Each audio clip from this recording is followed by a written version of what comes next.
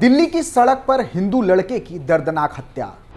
मुस्लिम girlfriend के परिवार ने चाकुओं से गोद कर की थी हत्या। चीखती रही लड़के की मां, नहीं मिली कोई मदद। दिल्ली की कोर्ट से अब मिला इंसाफ। नमस्कार, मैं रोहित कुमार, आप देख रहे हैं कैपिटल टीवी उत्तर प्रदेश की स्पेशल स्टोरी। आज के स्पेशल स्टोरी में बात होगी अंकित सक्सेना की। अंकित सक्सेना, जिसे बीच सड़क पर चाकुओं से गोद कर मार दिया गया था, जो सड़क पर तड़पता रहा। उसकी मां चीखती रही, लेकिन मदद के लिए कोई नहीं आया। मामला हिंदू मुस्लिम प्रेम संबंधों का था, जिसे लेकर अंकित सक्सेना की दिन दहाड़े हत्या कर दी गई। पूरी घटना की चर्चा विस्तार से होगी। साथ ही चर्चा होगी दिल्ली के 30 हजारी कोर्ट के फैसले की भी, जिसको लेकर दोषियों को सजा का ऐलान किया गया है। साथ ही कुछ और ऐसे ही घटनाओं की।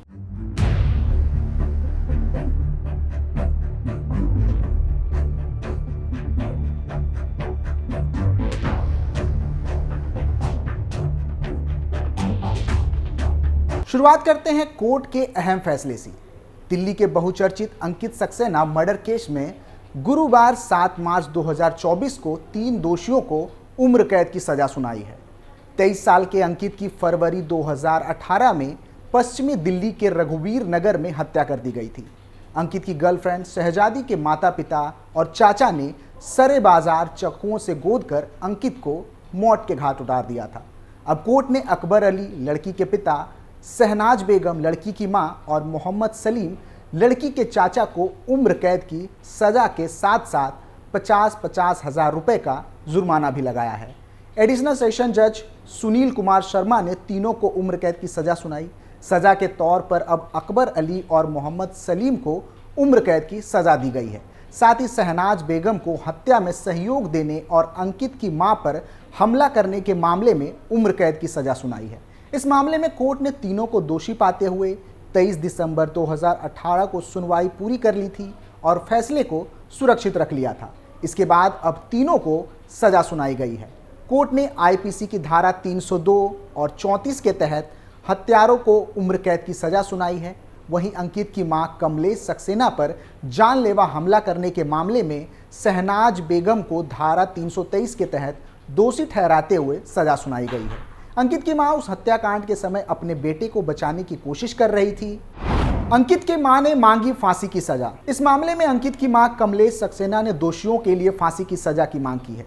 अंकित की मां ने कहा है कि इन लोगों ने जिस बेरहमी से मेरे बेटे को मार डाला, उन लोगों को मौत की सजा मिलनी चाहिए।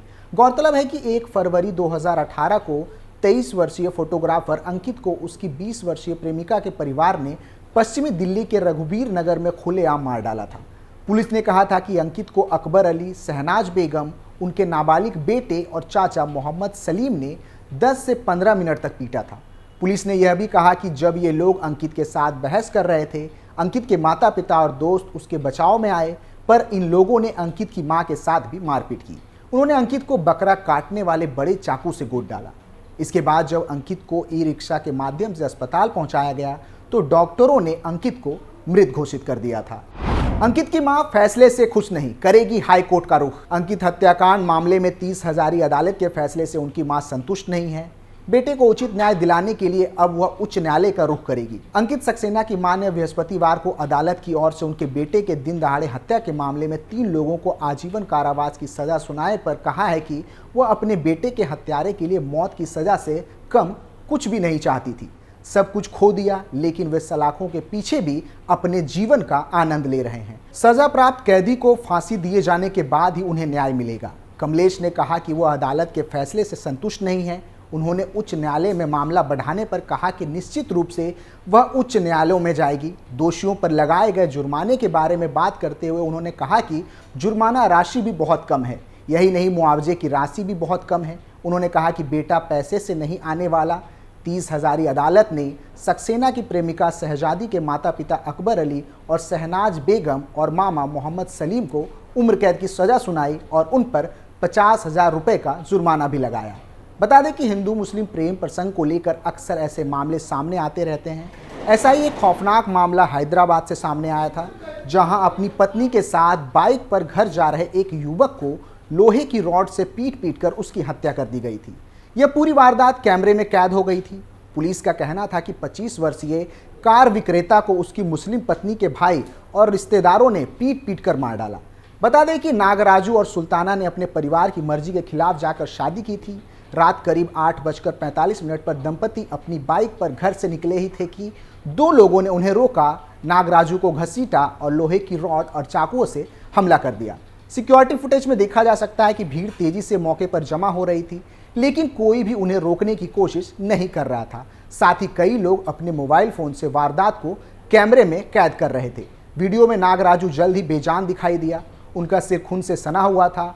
उनकी पत्नी मदद के लिए चिल्ला रही थी। एक वीडियो में सुल्ताना एक हमलावर को नागराज पर एक और हमले से रोकने की कोशिश करती दिखाई देती है। इसके बाद वहां मौजूद लोगों ने हमलावरों पर हमला कर दिया, जिसके बाद वे वहां से भाग गए। बाद में सुल्ताना ने हमलावर की पहचान अपने भाई के रूप में की। यह सब कुछ सेकंड में खत्म हो गया। व्यस्त सड़क पर नागराजू की मौत हो गई, लेकिन कोई भी उसे बचा ना सका। सुल्ताना ने मीडिया से बात करते हुए बताया था कि उन्होंने बीच सड़क पर मेरे पति को मार डाला। इस दौरान कुल 5 लोगों ने हमला किया था, जिसमें मेरे भाई और अन्य लोग शामिल थे। हमारी मदद करने वाला कोई नहीं था।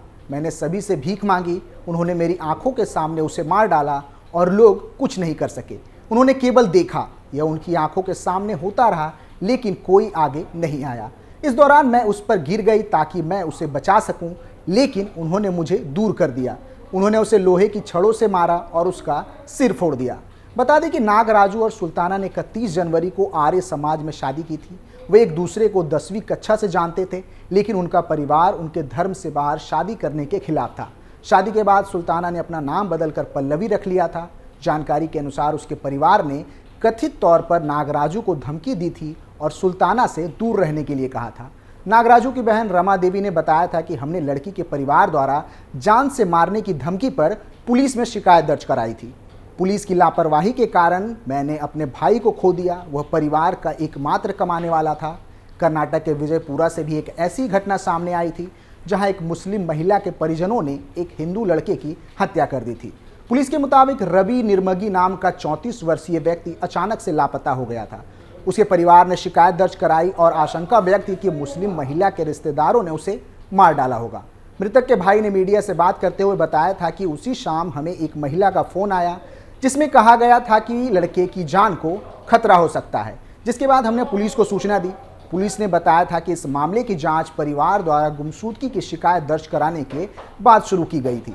हमारे कंट्रोल रूम को एक महिला का फोन आया, जिसमें दावा किया गया कि उसके प्रेमी की जान को खतरा है। एसपी ने बताया कि फोन करने के फौरन बाद एक टीम महिला के घर पहुंची और उसे थाने लाया गया, जिसके बाद उसके 22 वर्षीय भाई और 40 वर्षीय चाचा को गिरफ्तार कर लिया गया, जिसने पूरी घटना को अंजाम दिया था। फिलहाल के लिए इतना ही। आप देखते रहिए कैपिटल टीवी उत्तर प्रदेश। नमस्कार।